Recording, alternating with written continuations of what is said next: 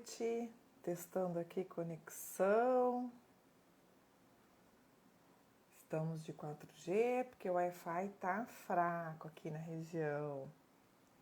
Faltando aí pouco menos de 1 minuto para a gente começar a live de hoje.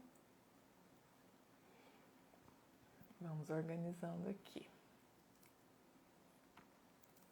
E aí, Kátia, boa noite. A gente já começa, 21 horas em ponto.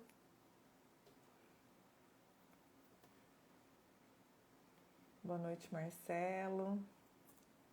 Sejam bem-vindos.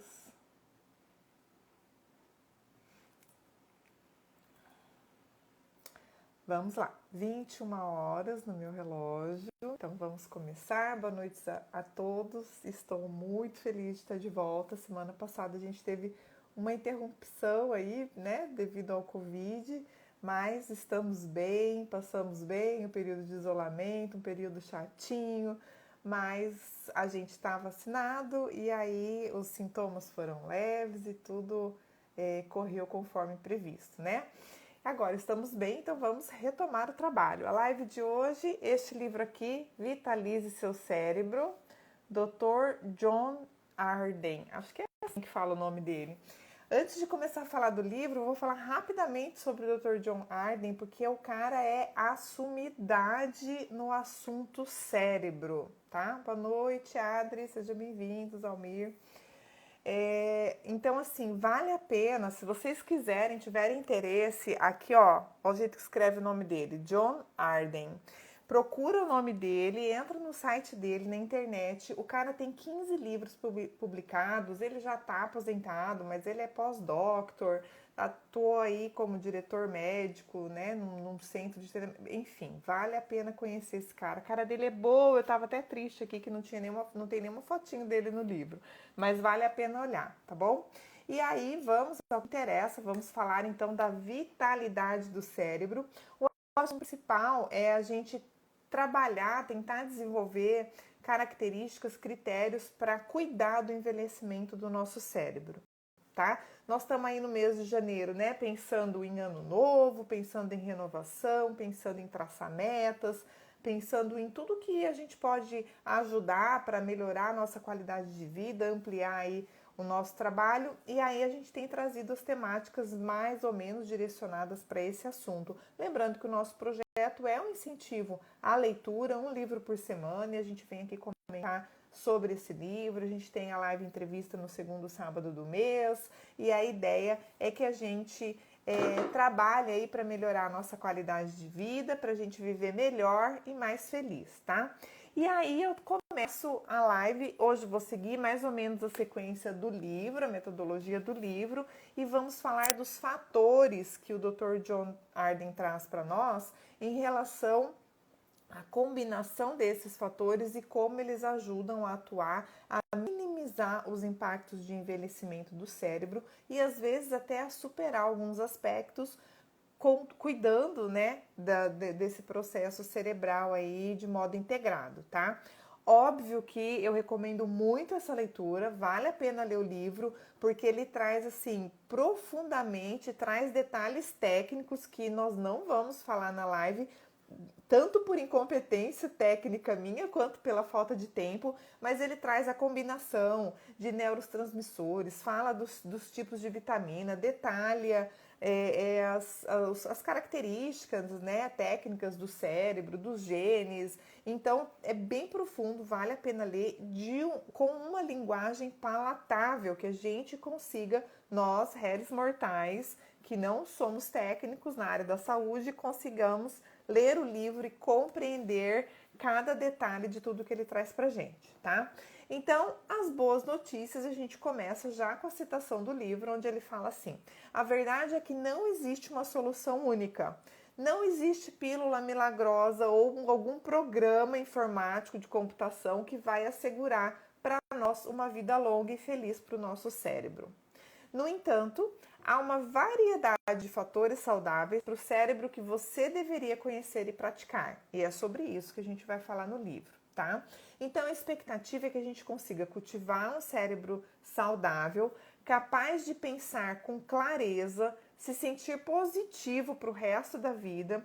Então, trabalhar com esses fatores, são 5, a gente vai detalhar cada um deles, cultivá-los e a fazer com que a gente mantenha a nossa lucidez a maior parte do tempo ao longo da nossa vida útil, tá? E mesmo depois de biologicamente envelhecidos, né? Chegando aí na terceira e quarta idade, nas melhores idades, em função das próprias experiências que a gente já teve ao longo da vida, para que a gente continue tendo uma vida boa, uma vida saudável e uma vida lúcida, com esses cuidados e o cuidado desses fatores para o nosso cérebro, tá? E aí ele começa a desconstruir algumas crenças, algumas verdades, alguns pensamentos que a gente tem em relação à própria velhice, e ele traz aquela condição que o cérebro ele muda com a prática. Então o cérebro não é estático, ele precisa ser estimulado continuamente, constantemente, para que ele possa se desenvolver. Ele faz uma analogia até com a questão muscular, né? Que se você não usar atrofia, deixa claro que o cérebro não é um músculo, mas fazendo uma analogia, grosseira um pouco até, para a gente compreender bem que a gente precisa utilizar o nosso cérebro. Então, algumas daquelas crenças que a gente precisa descansar o cérebro, relaxar, fazer nada, isso não ajuda a manutenção, a vitalização do nosso cérebro, a manutenção de um cérebro saudável, tá? E aí a gente começa, todo início de live, vem aquelas perguntinhas às vezes chatas, né? Como vocês me falam. Como é o seu estilo de vida? Então, a primeira pergunta, o que você quer mudar? Por que você está interessado no cérebro? Como que você acha que vai conseguir aplicar esses 5 fatores? E ele traz de modo muito simples, a gente consegue de fato fazer. E como são os seus hábitos? O que você faz hoje?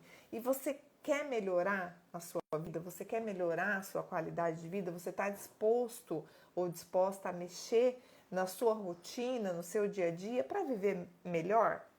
Tá? E aí você pensa um pouco nessas perguntas e, óbvio, depois você decide o que você vai fazer e quem sabe a live não te ajuda a impulsionar aí, a motivar algumas dessas mudanças que você possa ter interesse em fazer para melhorar a sua vida, tá bom? E aí ele traz a importância de relacionamentos saudáveis para um cérebro lúcido e o quanto que relacionamentos negativos são tóxicos para o cérebro. A gente vai falar também, é o terceiro fator, o fator social, sobre essa questão dos relacionamentos. E finaliza essa parte do prefácio, da introdução, né? Então ele dá essa visão geral do que ele vai tratar no livro. Finaliza aí falando bastante da condição do estresse, em como moderar o estresse e o foco no presente. Então a gente trabalhar aí tentando evitar o processo de ansiedade, de depressão, que é aquela história de viver no futuro ou no passado e focar no presente. E o presente ele é ativo e dinâmico, né? Então faz parte do nosso processo evolutivo o foco no aqui e agora e o quanto que isso vai ajudar também a própria vitalização do nosso cérebro. E aí ele traz a seguinte frase: é importante ser uma boa pessoa, mas é hora de cuidar de si. Então ele fala da condição ali da assistência, de a gente ajudar na própria, né, no próprio fator social e tal, mas ele traz muito essa importância do autocuidado, que é também um dos focos, um dos objetivos da nossa live, desse incentivo à leitura semanal, tá bom? A citação do prefácio: não se empenhar em comportamentos saudáveis para o cérebro pode deixá-lo mais vulnerável, inclusive para desenvolver demência. E essa palavra, ela me choca um pouco, me chama um pouco a atenção, mas ele fala muito ao longo de todo o livro do processo da demência, do próprio Alzheimer, porque são doenças neurodegenerativas, né? Então são doenças que inevitavelmente ou muito provavelmente podem vir a acontecer, a gente pode desenvolver principalmente, né, no contexto da velhice, do envelhecimento, mas que a gente pode evitar ou neutralizar os impactos desse imbróglio no nosso cérebro conforme a gente vai envelhecendo, tá? E aí ele traz o seguinte, que a gente não pode fazer o nosso cérebro andar para trás, mas a gente pode mantê-lo saudável. Então ele traz muitos conceitos ali, contextos que a gente devia ter feito ou estar fazendo na nossa quarta década de vida, que é o meu caso, né? Eu tô aqui ao longo dos meus 44 anos, então que a gente já devia estar trabalhando com esses fatores, mas que não é para desanimar se a gente ainda não está mexendo com isso.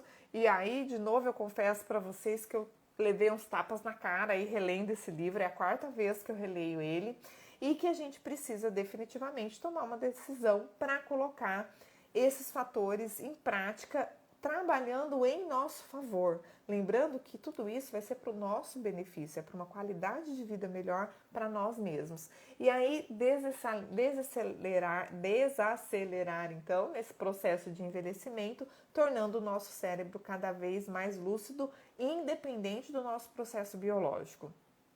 E aí ele traz a condição de desenvolver a bilateralidade. O que é essa bilateralidade? É trabalhar, fazer funcionar os dois hemisférios cerebrais.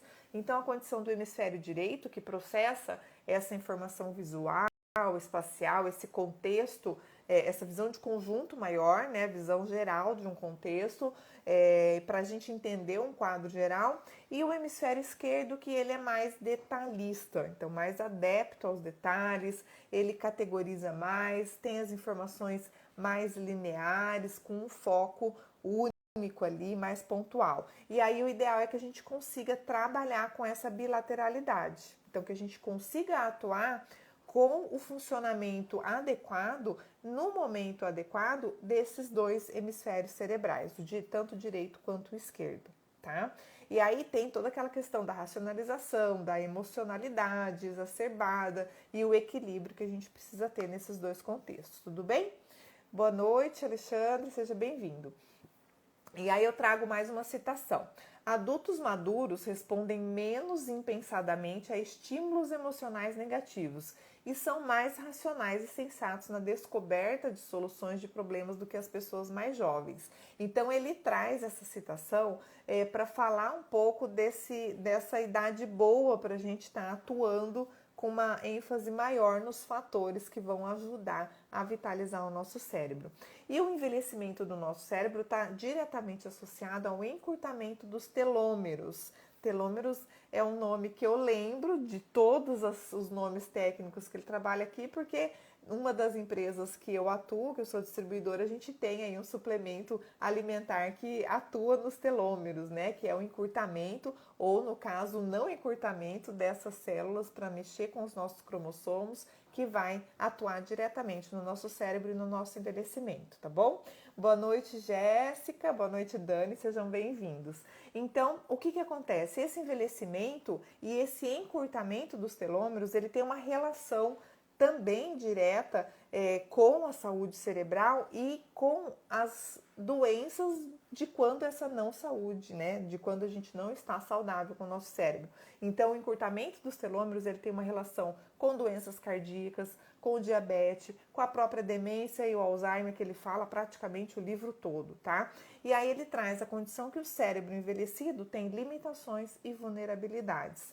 E o que você faz agora irá determinar se o seu cérebro será mais lúcido, mais sábio e repleto de emoções positivas para o resto da sua vida. Então, por isso que ele começa lá, né? A gente começa falando que não dá para voltar atrás, não anda para trás, mas que hoje, aqui agora, é o momento de você começar a trabalhar em seu favor, pensando em você, pensando na vitalidade do seu cérebro, na saúde do seu cérebro, na lucidez do seu cérebro, para você ter mais sabedoria, mais emoções positivas para o resto dessa vida.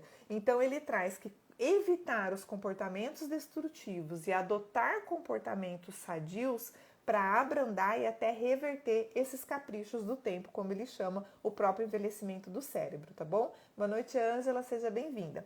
E aí os 5 fatores, a gente vai falar a partir de agora de cada um deles, né? Mas eu vou citar aqui todos, os 5 principais fatores para o desenvolvimento do cérebro saudável, dentro aqui dos estudos, das pesquisas do Dr. John Narden, educação, dieta, exercício, social e o sono. Então, a gente vai falar de cada um deles a partir de agora. E, de novo, a leitura do livro é indispensável, tá? Se você não tem, procura aí na livraria da sua cidade, procura online. Tem, né, descontos maravilhosos aí na Amazon, na própria Americanas, Magalu, enfim, qualquer um desses sites vocês encontram o livro para adquirir, inclusive com valores bem acessíveis, tá bom? Então, a gente vai tentar aqui, nesse pouco tempo que nós temos, dar uma visão geral, mas aprofundar essa leitura é primordial. Até porque, depois que ele acaba, como se fosse o anexo, né? Depois do último capítulo, ele traz aqui uma condição que ele chama assim, ó, arranque para 7 dias de Vitalize seu cérebro. Então ele traz aqui meio que uma agendinha, um cronograma que vai ajudar a gente a colocar em prática até a gente desenvolver o hábito de trabalhar com todos esses fatores, tá? Então vamos começar com o primeiro fator, que é o fator educacional, tá? Vou começar sempre com uma citação e a gente vai trazendo aí alguns, como se fossem os melhores momentos, algumas dicas mais importantes dentro da leitura extensa que foi feita com o livro. Envolver-se regularmente em atividades de aprendizagem impulsiona a longevidade do cérebro. Então, como a gente trouxe no começo, o cérebro ele não pode permanecer parado, ele atrofia, né? Então a gente precisa desenvolver.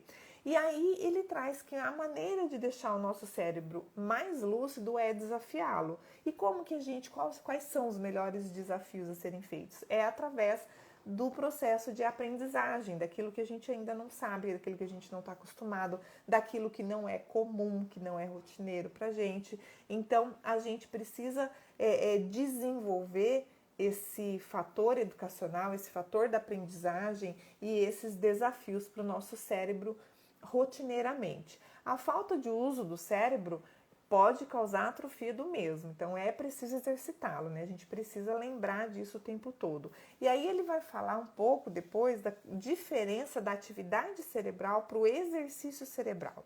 E nesse fator educacional é o exercício cerebral que interessa pra gente, tá?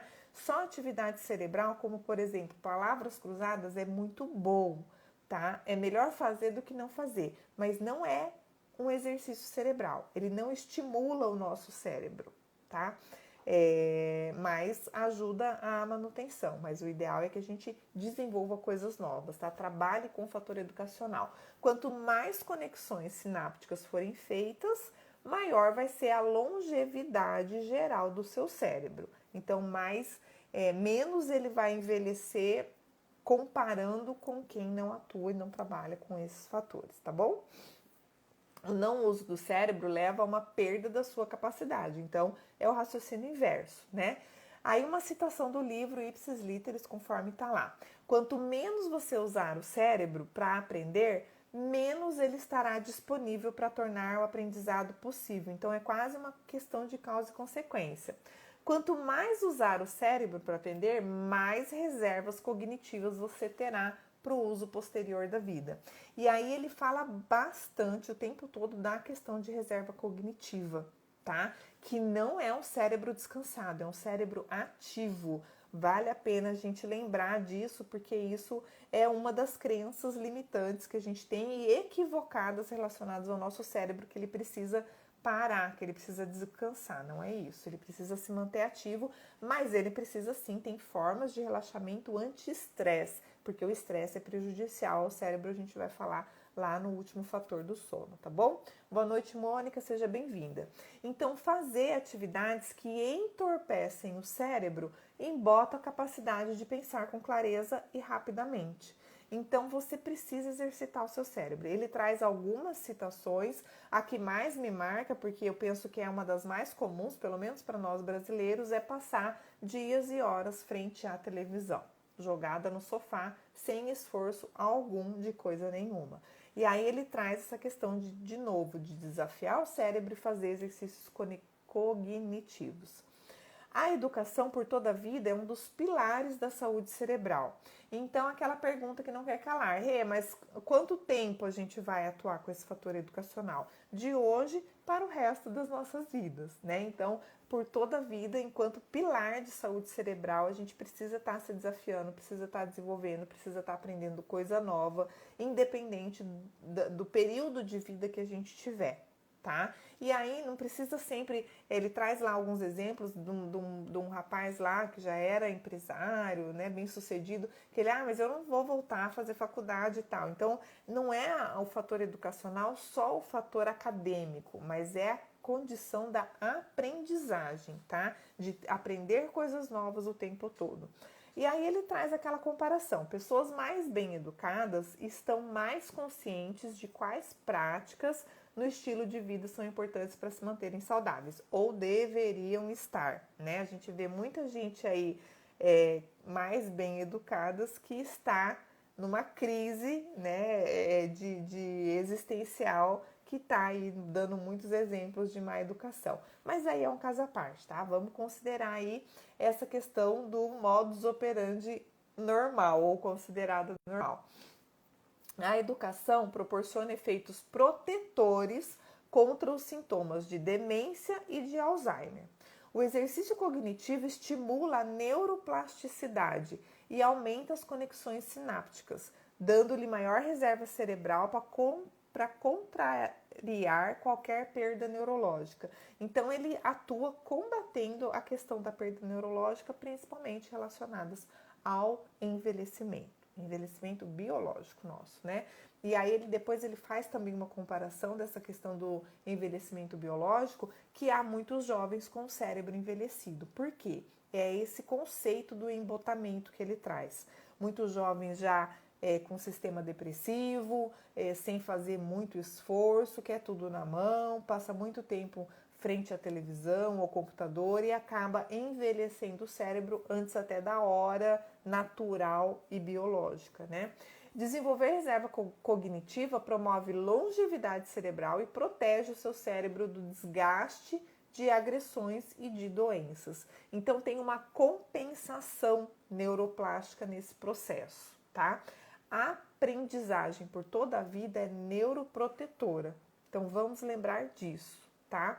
A reserva cognitiva é impulsionada por experiências inéditas e complexas. E aqui ele começa a trazer essa diferença da atividade cerebral para o exercício cerebral, né? Então é preciso desenvolver novas conexões neurais e não simplesmente fortalecer as antigas. Aí você fala, mas fortalecer as antigas não é importante? É importante, mas é primordial que além de fortalecer as antigas, a gente desenvolva as novas conexões, porque é isso que vai desafiar e fortalecer o nosso cérebro. Então, expandir o corpo de conhecimento, como ele faz, né? Criar uma rede neuronial, sináptica, cerebral mais complexa. E aí eu vou trazer uma frase dele que vai, acho que deixar isso bem claro.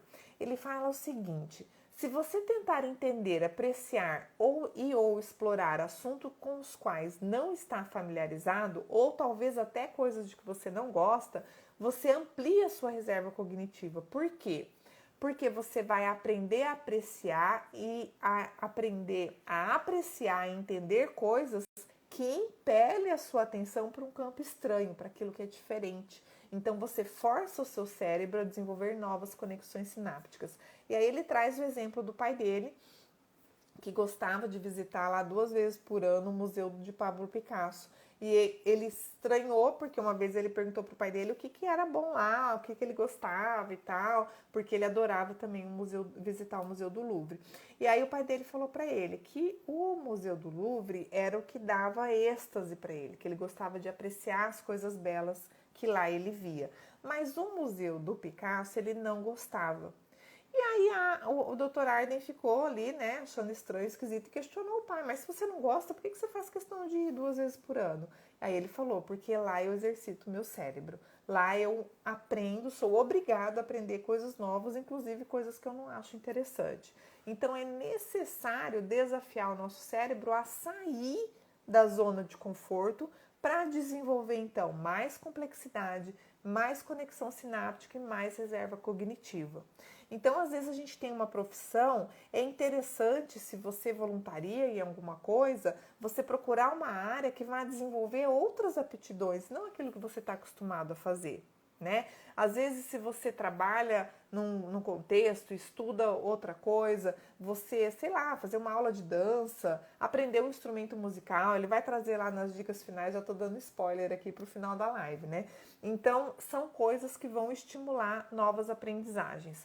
A capacidade de atenção e da memória são essenciais para desenvolver essa reserva cognitiva. Então, fazendo esse exercício cerebral de desenvolver, de aprender coisas novas, você tende a desenvolver também a sua atenção e trabalhar com a sua memória. E aí no livro, gente, ele traz ali uma profundidade de explicações técnicas, teóricas e muitos exemplos práticos também de como isso funciona, tá? Quanto mais associações você faz para uma memória particular, mais chance você tem de lembrá-la no futuro. Então é aquela coisa da gente ficar repetindo, sabe? Ah, tem um copo de vidro cheio de água aqui. Esse copo de vidro está em cima do guardanapo que está sobre uma mesa branca. Do lado tem um computador, do outro lado tem alguns livros. Tarará, tarará. Então fazer essas associações, aumentar, né, as informações daquela memória presente, daquela memória particular, ajuda a atuar, rememorar, lembrar daquele contexto no futuro. E isso tudo vai exercitando o nosso cérebro.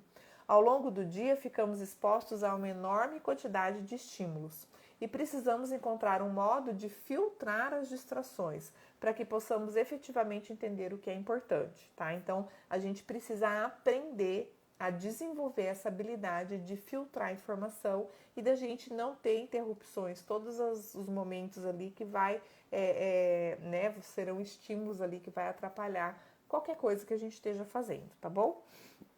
Você fortalece a memória tornando emocionalmente relevante aquilo que você quer lembrar.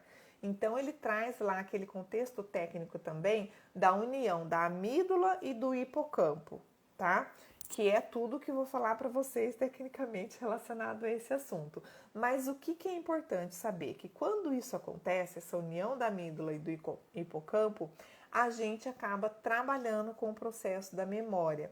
E quando a gente se envolve emocionalmente, a gente faz com que esse processo se fortaleça. E isso facilita a gente lembrar, isso é como se o processo emocional ele vincasse a nossa memória, tá? E o envelhecimento resulta aí nas atrofias leves da amígdala e do hipocampo, que é vulnerável aos efeitos neurotóxicos, por exemplo, da obesidade, diabetes, hipertensão, apneia do sono e níveis elevados de cortisol, trazendo ali um emaranhado cerebral e placas, é como se entrasse em curto-circuito a organização cerebral nossa, tá? E é esse processo de emaranhado de placas que desenvolve muitas vezes as doenças, principalmente o Alzheimer, ele traz muito essa questão da demência do Alzheimer, tá? E aí o que acontece? Se a gente trabalhar com esses fatores e vitalizar o nosso cérebro, mantendo-o saudável mais tempo, ou seja, evitando que esse emaranhado aconteça, que esse envelhecimento aconteça, a gente tende a evitar ou postergar o desenvolvimento dessas doenças, tá? E aí uma citação, atenção é a porta para a memória. E de novo ele traz que atividade mental não é o mesmo que exercício mental. Então o exercício cognitivo que desenvolve essa reserva cerebral, ele requer estimulação mental. Essa estimulação ela deve incluir variedade, desafio, novidade, independente da nossa vontade, no sentido de fazer algo que a gente goste ou não. A gente precisa inclusive se colocar à prova nesse sentido, sair da zona de conforto e querer saber, desenvolver um interesse genuíno, querer compreender melhor algum contexto, até para ajudar nas nossas tomadas de decisões, né? A gente saber exatamente o que está fazendo, tá? Exercícios mentais requerem uma variedade de tarefas mentalmente desafiadores para estimular o cérebro todo, tudo bem? E aí ele traz uma boa notícia, que viajar promove saúde cerebral. Boa notícia para quem gosta de viajar, que é o meu caso, né? Então, o que ele traz? Que o processo de viagem, ele nos tira dessa zona de conforto. E a viagem em si, ela exige que a gente se adapte a novos contextos, novos ambientes, novas pessoas. Se forem outros países, inclusive novos idiomas, isso nos desafia ainda mais, né? muitas vezes faz a gente ter que tomar decisões complexas, às vezes se a gente está fora do país, fazer câmbio, entender como é que funciona às vezes aquela cultura para se portar adequadamente. Então ele traz todo esse contexto. E aí, finalizando o fator educacional, né, para aplicar o fator educacional, ele traz algumas sugestões e aí ao fim de cada um dos fatores a gente vai dar essas sugestões e essas dicas, tá? Então, para aplicar o fator educacional, quais são os tipos de coisas que a gente pode fazer, né, ou de rotinas que a gente pode implementar? Assista a aulas de coisas que você tem conhecimento limitado ou que você não goste. Junte-se, por exemplo, a um clube do livro, aprenda a jogar xadrez, estimule, envolva-se em exercícios de memória. Viaje para outros países, aprenda outros idiomas. Aprenda a tocar um instrumento musical. Ah, eu sei piano, não gosto de violão. Se desafia, vai fazer umas aulinhas de violão para ver o que mexe aí, né? Só para trabalhar aí com esse exercício cognitivo. Vá a museus regularmente, assista palestras, assista aula, assista a nossa live todo sábado, leia o livro indicado da semana. Ah, Rê, mas eu ainda não tenho o livro, adquire, tenta achar aí na internet e leia na próxima semana ou na outra, quando o livro chegar na sua casa, tá bom? Mas a leitura ajuda muito, principalmente leituras relacionadas a coisas que a gente ainda não sabe, que a gente ainda não faz ou que a gente quer, né, aprender e desenvolver esse raciocínio. E aí a gente entra no segundo fator, meia hora já se passou, vou correr aqui. O fator dieta, o segundo fator de 5 que a gente tem que falar. Então, no fator dieta, a citação que a gente inicia esse fator é: o que você come pode determinar se seu cérebro é capaz de aprender e produzir emoções positivas. Mas o que eu como tem nada a ver com a minha emoção. Diretamente relacionado. Nosso corpo torna-se menos resiliente e menos resistente a dietas pobres à medida que envelhecemos. A gente perde antioxidante ao envelhecer, a gente desenvolve radicais livres, a gente desenvolve um monte de outras doenças ou mini doenças que a gente pode cuidar e muitas vezes até tratar com uma alimentação saudável. Ele traz muito contexto do café da manhã, tá? Da importância da dieta balanceada e do café da manhã enquanto principal refeição do dia, né? Ou uma das mais importantes. O café da manhã reforça o cérebro para lidar com as exigências do dia, né? Então ele traz aqui, vou trazer a citação, que o café da manhã balanceado faz o cérebro ser capaz de pensar com clareza, lembrar informações importantes, manter a energia em alta, preservar humores equilibrados. E aí ele traz um monte de exemplos, inclusive dos pacientes que ele atendeu, que as pessoas têm lá um monte, né, outras comorbidades ou vêm procurá-lo para resolver alguns problemas e um senso quase que comum, se não em todos, a maioria, que todos eles pulam a refeição do café da manhã. E aí ele traz que essa questão de evitar o café da manhã contribui para a sensação de estar mentalmente embotado, então essa questão do envelhecimento precoce, do embotamento, contribui para ter ansiedade e depressão crescente ao longo do tempo, humores oscilantes, aumento da reatividade ao estresse, energia baixa e dificuldade de concentração. Então, o cérebro funcionará com mais lucidez durante o dia se você consumir um café da manhã nutritivo, tá? O que ele chama de café da manhã nutritivo? A base de proteínas, carboidratos complexos, não os carboidratos simples, e frutas ou legumes. E aí ele faz lá toda uma combinação de café, almoço e janta, que a gente não vai ter tempo de aprofundar aqui, mas a ideia é que você tenha um café da manhã um pouco mais completo, como um almoço mais rico em proteína do que em carboidratos e um jantar mais rico em carboidratos complexos do que proteínas para não estimular o cérebro. E aí, gente, ele começa uma derrocada de meter o pau, desculpa o palavreado, no açúcar. E eu, fui levando tapa na cara o tempo todo, porque eu sou aí, né, a doceira da família. Então ele traz aqui, ó, o açúcar é comida falsificada. A maior parte de açúcar que as pessoas consomem conscientemente é na forma, inclusive, dos carboidratos refinados ou carboidratos simples. Pão branco, massa, arroz branco, produtos processados, né? Aquela história da gente desembalar o tempo todo. E aí ele traz com muita seriedade que é preciso ser cuidadoso quanto à administração de açúcar no sangue. Eu vou falar aqui de algumas problemáticas, mas assim, menos da metade do que está no livro, tá? O açúcar é potencialmente destrutivo para o corpo, especialmente para o cérebro. Contribui para o envelhecimento precoce e para as inflamações todas que a gente imaginar. Os neurônios são células menos resistentes, as mais facilmente danificadas pela inflamação que vem lá do açúcar e pelo estresse oxidativo que o açúcar contribui a gerar.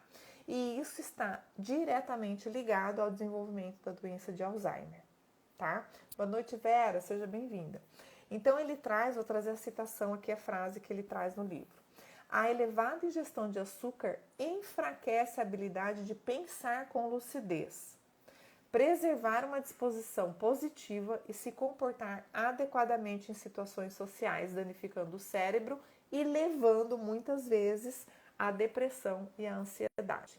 Então, manter o açúcar no sangue balanceado e sustentado é importante para as funções ótimas do cérebro.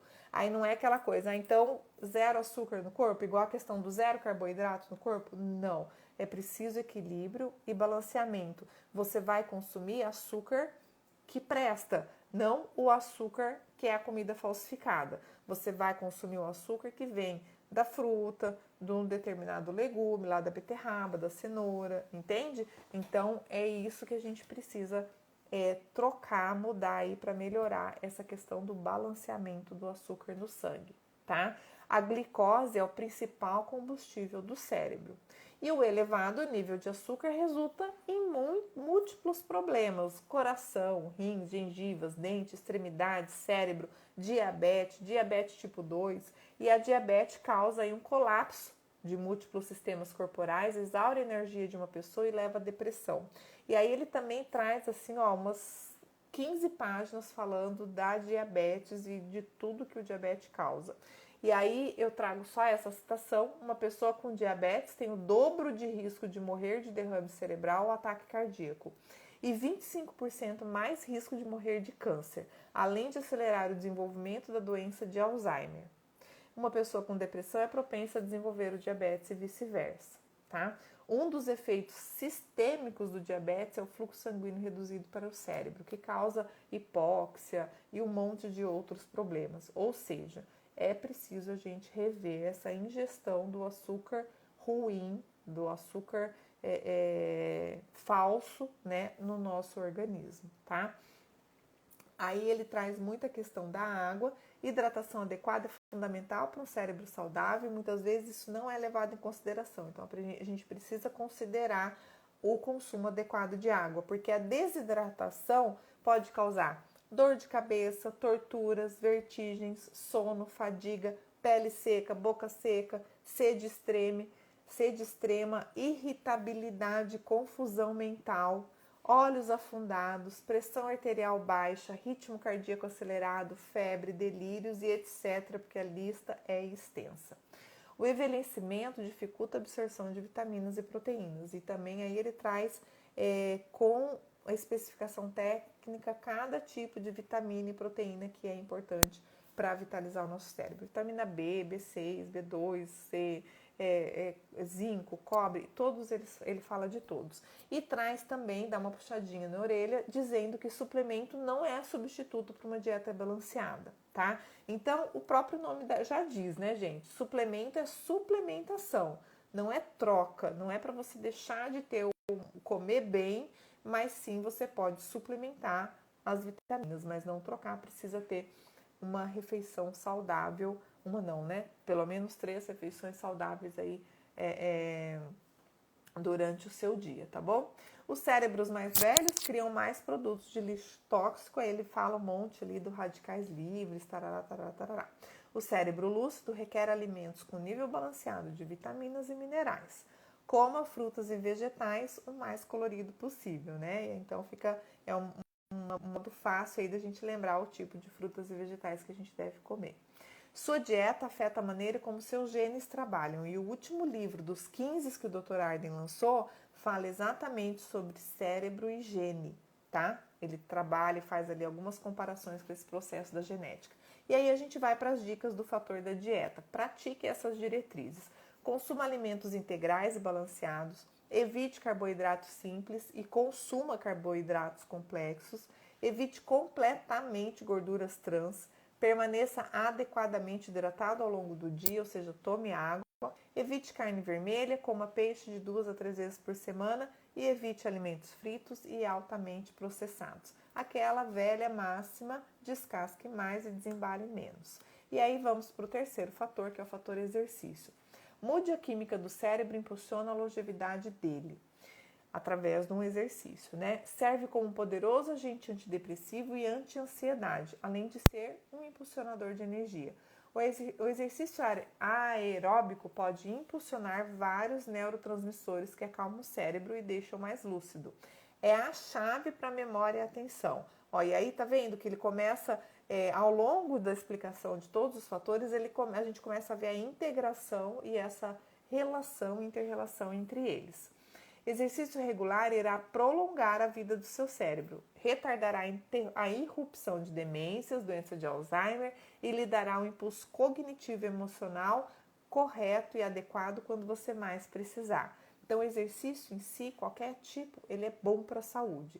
E a nossa genética, ela está alterada. E o exercício regular normaliza essa genética, tá? Ele faz todo uma contextualização histórica. E a inatividade física sobrecarrega o nosso cérebro. Traz também toda a condição do nosso peso corporal. Que é o peso corporal? O saldo entre o número de calorias consumidas e o número de calorias gastas, né, ao longo de um dia. 60% das pessoas têm sobrepeso no mundo. Ou seja, mais da metade da população mundial está em sobrepeso. Dados da OMS de 2015, tá? Vocês acham que isso aumentou ou diminuiu de 2015 para cá? Não vamos responder essa pergunta agora. O enfraquecimento do músculo esquelético é uma das maiores ameaças à saúde. Então, pessoas com músculos fracos têm maior risco de mortalidade. As pessoas relativamente sedentárias tiveram 22% de aumento de câncer de mama, 43% de aumento da doença arterial coronária, 49% de aumento em cálculos biliares, 85% de aumento de diabetes tipo 2, 85% de aumento no câncer do cólon, 92% de aumento de diabetes e 115% de aumento do derrame cerebral. Nossa, Rê, que chato essa live, você vai ficar falando de percentual. Eu não sei se vocês têm o mesmo impacto que eu tive ao ler o livro pela 4ª vez, mas esses percentuais me chocam cada vez que eu leio esse livro, tá bom? A atividade física limita a subida da glicose no sangue, ou seja, ajuda lá no processo do balanceamento do açúcar. Os benefícios na saúde ocorrem com o passar do tempo e tem um efeito drástico no cérebro. Então, o exercício físico também é de hoje para o resto dessa vida. Não é por um momento, não é até eu chegar na 3ª e na 4ª idade, é para sempre, tá? Claro que a gente vai adaptar o exercício físico à nossa condição, né, fisiológica, mas é preciso que seja feito. O exercício gera energia, aguça o cérebro, ajuda a ter mais longevidade, impulsiona as capacidades cognitivas e mantém as emoções equilibradas. Ele traz vários estudos e fala que os especialistas perceberam os efeitos positivos do exercício no tratamento das diabetes, da dor crônica, da obesidade, das doenças coronárias, incluindo a depressão. O exercício libera endorfina, neuropeptídeos que se unem a receptores opioides no cérebro e que têm potentes efeitos analgésicos. Eu trouxe algumas dessas características, como eu disse, tá? O que eu consigo falar, porque eu não consigo aprofundar todos eles. Então, os exercícios físicos com essa característica opioide e efeitos analgésicos reduzem a ansiedade e aumentam os sentimentos positivos, além de melhorar o sono, que é o nosso 5º fator. E aí ele traz todo lá o processo da barriga também, das gorduras localizadas, né? E aí ele traz uma frase assim, ó, que é bem chata para nós mulheres que temos pochetes. Uma barriga grande é tóxica para o cérebro. Pensa, mas a barriga está aqui e o cérebro está aqui. É tóxica para o cérebro. Ter mais gordura, principalmente na barriga, na 4ª década de vida, essa que eu estou, aumenta as chances de se tornar esquecida e confusa e desenvolver sintomas de demência. Tudo coisa leve, vocês estão percebendo, né? E aí a gente já vai para as dicas do terceiro fator, que é o fator exercício. Corta grama se for possível, empurra carrinho de compra, recolha as folhas do quintal, aproveite as tarefas domésticas sazonais, varra o pátio, a calçada. Ai, meu marido, bem, você não tá escutando isso daqui, tá? Porque essa tarefa, essa parte é dele em casa. Estacione longe da entrada, então ele traz aqui a questão de, né, vai pro shopping, vai passear em algum lugar, vai no restaurante, a gente quer parar na porta. Então, para longe, para uma quadra para você dar uma caminhada, né, antes, depois de comer. Caminhe no trajeto para o trabalho, para a escola. Ele traz aquele exemplo de descer do ponto de ônibus uma quadra antes ou uma quadra depois. Boa noite, Dilma, seja bem-vinda. Faça da entrega de recados uma forma de exercício. Então, gente, quantas vezes a gente está em casa, eu estou aqui no escritório, meu marido está lá na cozinha, eu mando mensagem para ele no celular. É vergonhoso isso, eu tô falando aqui publicamente para vocês, né? Porque caiu minha ficha, vamos ver se eu consigo mudar. Vamos ver se eu consigo, não, vou mudar a partir de agora, porque senão não faz sentido a gente estar aqui lendo, aprendendo, trabalhando com o cérebro e não conseguir colocar em prática e não fazer as coisas que tem que ser feito, né? Então, vá dançar, vá aos locais de bicicleta, vá a pé, ande menos de carro, passeie com os cachorros e faça tudo o que puder ser feito para você se exercitar. E pratique exercícios, obviamente, né? Se puder ir para uma academia, se você gostar, vá nadar, vá fazer pilates, vai fazer aquilo que você gosta também, tá? E aí vamos para o quarto fator, que é o fator social. Pessoas com forte sistema de suporte social vivem mais tempo, são mais felizes e astutas cognitivamente. E nesse fator ele traz trilhares de estudos relacionados a esse processo da sociabilidade. Há partes importantes no cérebro que florescem no contato social. Olha como é importante isso. Florescem. A comunicação desafia o cérebro a desenvolver circuitos extensos para responder a dimensões sociais complexas que prolongam sua vida. Então a gente não imagina que ali uma convivência, uma conversa, às vezes pode estimular muito o nosso cérebro. Isso é extremamente importante para trabalhar com esses desenvolvimentos, né? Muitas vezes de situações ali complexas, às vezes a tomada de decisão, o que eu posso falar, o que é mais adequado a falar nesse momento ou não, e aí ele traz dessa importância, tá? Da sociabilidade.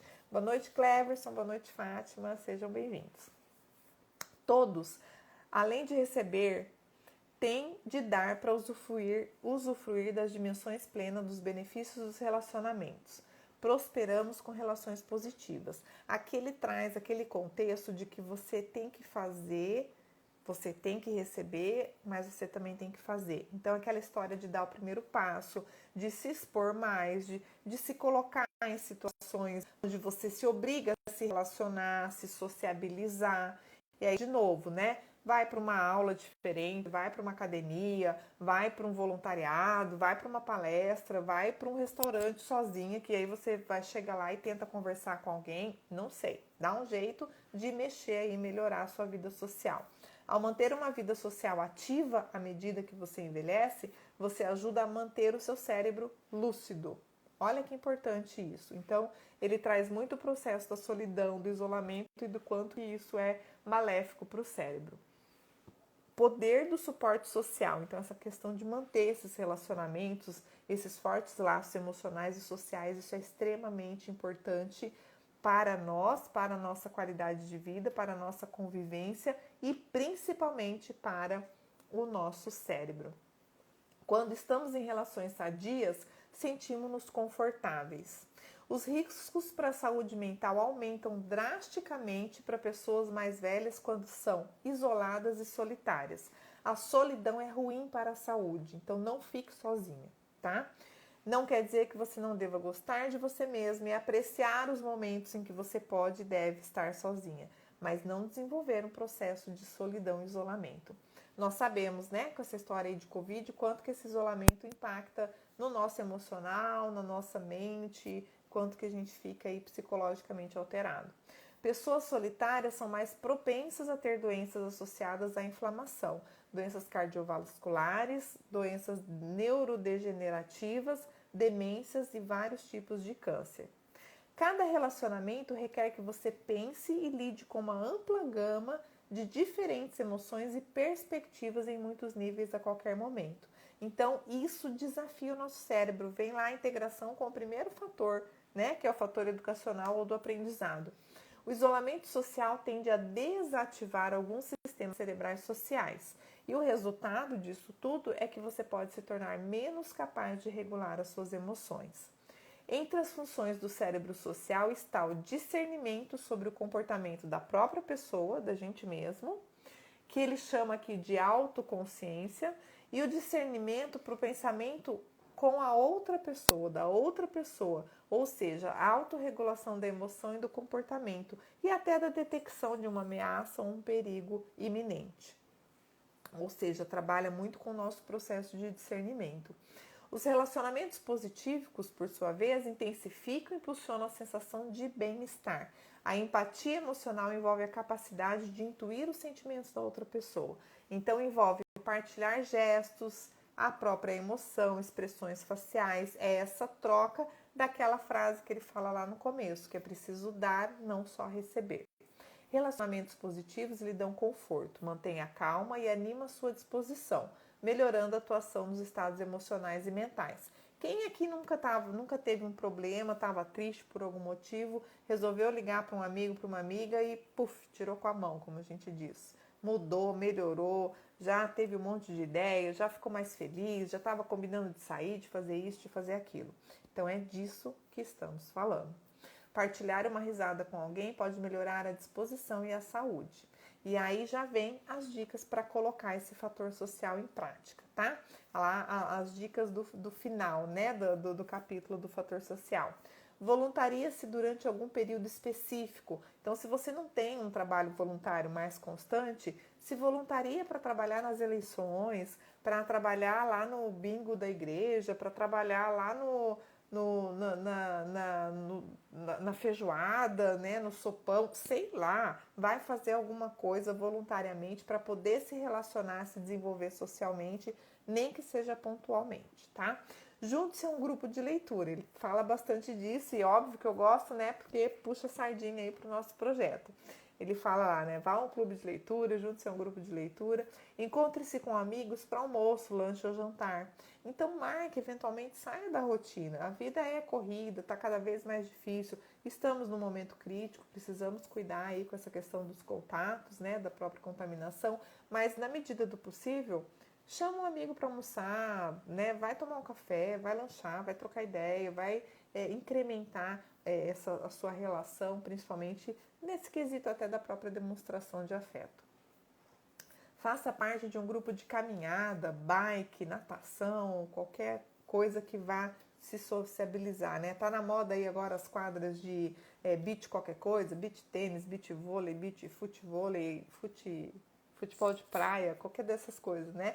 Então, se envolva, vai lá, vai ver como é que é, pergunta se tem alguém que te ensina, se você não sabe, dá um jeito.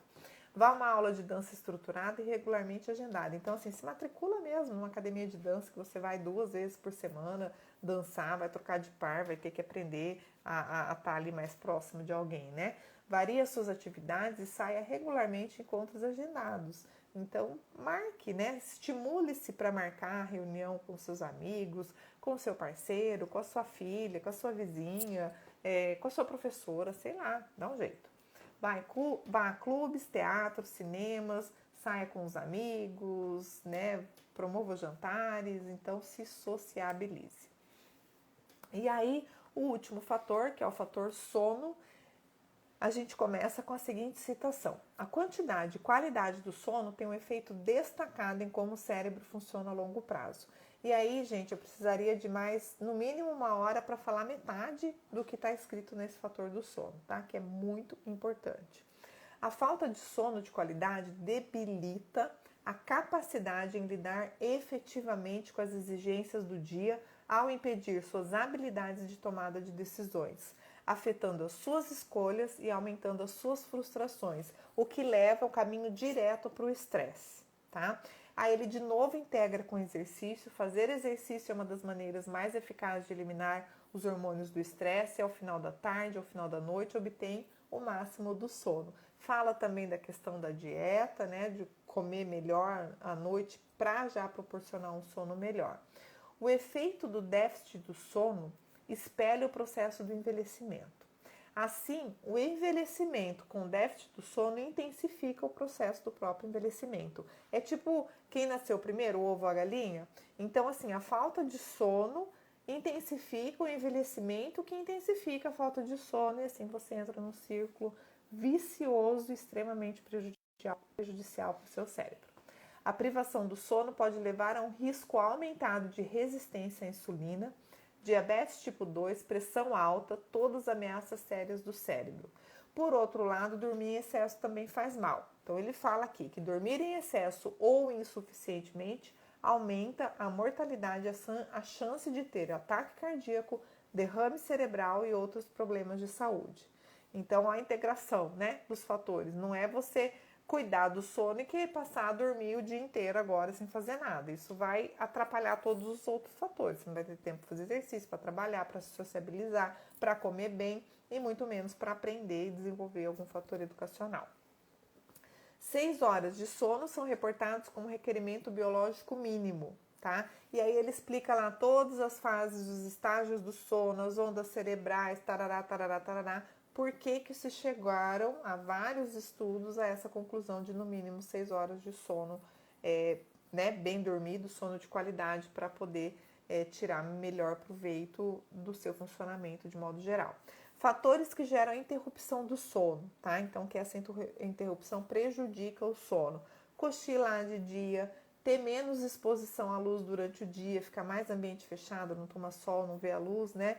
Fazer menos exercícios, a própria depressão, vários tipos de doença, respiração irregular. E ele foca bastante na questão da respiração, em função das próprias, dos reflexos da dificuldade de respirar durante o sono, né? A respiração desordenada do sono pode gerar debilitação cognitiva ou demência e resultar na hipóxia. O que é hipóxia? É falta de oxigênio ou menos oxigênio no cérebro. O declínio do funcionamento cognitivo está associado à apneia do sono, incluindo a dificuldade de se concentrar, irritação, irritabilidade, depressão e derrame, tá? Então, tudo isso se a gente não dormir bem. O sono é afetado pela luz e pela escuridão. Então, qual é a dica? Ele diz, informe adequadamente o seu cérebro quando é dia e quando é noite. Então, o cérebro entende que luz significa dia e que penumbra significa noite. Então, diminui a sua exposição à luz de noite, e aí ele também desce o pau em tudo que a gente faz errado, que é assistir televisão dormindo, ficar no computador trabalhando até de madrugada, estimulando, né, WhatsApp, Instagram, redes sociais de modo geral, à noite adentro, como ele diz, tá? Então, isso é extremamente prejudicial. Dormir é essencial para a manutenção do cérebro e o sono é essencial para consolidar a memória. Então, a privação do sono, dentre outros prejuízos, pode levar a perda de memória e ganho de peso. A privação do sono também compromete a atenção, a nova aprendizagem e a própria memória, como a gente já falou, tá? E o sono também desempenha um papel crucial na retenção das memórias emocionais. Faz sentido nunca dormir zangado, irritado, magoado, triste.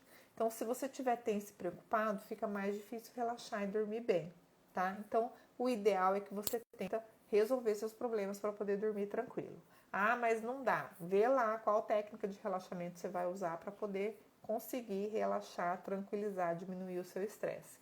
E outra coisa que me chamou bastante atenção também hoje, estava comentando à tarde com Marcela, em relação a manter a temperatura corporal adequada, que ajuda sobremaneira o sono. Então, o nosso corpo, ele tende a aumentar a temperatura a hora que a gente dorme. E aí ele diz pra gente usar menos cobertas, cobertores, se possível um ar-condicionado, ou dormir com a janela aberta, para que aquilo equilibre a nossa temperatura corporal e a gente consiga dormir melhor, tá? Chegamos nas dicas e já vamos para as últimas frases aí nos nossos 2 últimos minutos. Para alcançar um padrão de sono sadio, siga essas diretrizes. Não faça nada na cama que não seja dormir, exceto sexo. Então, cama, sono, quarto é feito para dormir e para fazer sexo.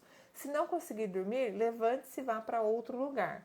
Perdeu o sono? Vai fazer outra coisa fora da cama, para você não usar a referência da cama, que é um lugar para dormir e fazer sexo, não nenhuma outra coisa. Não se esforce demais para adormecer. Mude as suas expectativas, não fica ali brigando, perdeu o sono, levanta e vai fazer outra coisa. Evite beber grande quantidade de líquido à noite, evite luzes claras, pelo menos algumas horas antes de dormir, não trabalhe no computador noite adentro e não coma nada com açúcar ou sal antes de dormir. O pessoal está falando aqui, excelente tema, amiga, obrigada, Dani. Uma noite mal dormida é um dia ruim para mim. Isso aí, Fátima, ele fala bastante disso, que você dormir mal, você vai ter um dia péssimo, né? E aí, para finalizar, talvez vou passar 2 minutinhos aí do horário, tá, gente? Juntando as partes. Então, são dicas finais, né? Tentando integrar aí definitivamente todos os fatores. Combine todos os fatores a cada dia para uma dose total de saúde cerebral. Modere o seu estresse, comprometa-se a desenvolver comportamentos sadios e inclua a simplicidade desses fatores no seu dia a dia e veja os efeitos. Então, por que ele fala simplicidade? Porque são atitudes simples que a gente precisa criar enquanto desenvolver um hábito saudável, uma rotina mais saudável, para a gente melhorar, inclusive, a própria qualidade de vida, mas também o anti-envelhecimento cerebral, né? O ser humano é a única espécie que cria estresse pelo simples pensamento. Temos a capacidade de gerar nosso próprio estresse, mas a boa notícia é que também a gente tem a capacidade de neutralizá-lo. Então, a gente deve fazer o que deve ser feito, por mais desafiador que seja, tá? Então, trabalhar com o nosso cérebro em nosso favor, tá bom? A Dani colocou aqui, gosto muito do autor e da sua didática. Obrigada, Dani. Eu também sou fãzaça desse Dr. John Arden aqui, tá? E aí ele traz para nós o conceito de Aristóteles. Tudo com moderação, nada em excesso. Olha como é simples, né?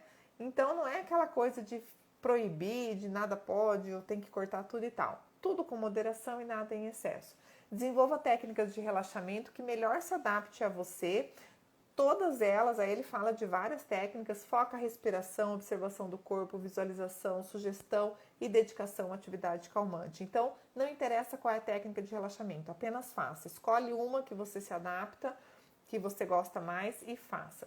Envolva-se em um hobby, leia, passa tempo na natureza, na academia, faça exercícios físicos, cheire aromas positivos e calmantes, ouça músicas que te relaxem, faça massagem, ria.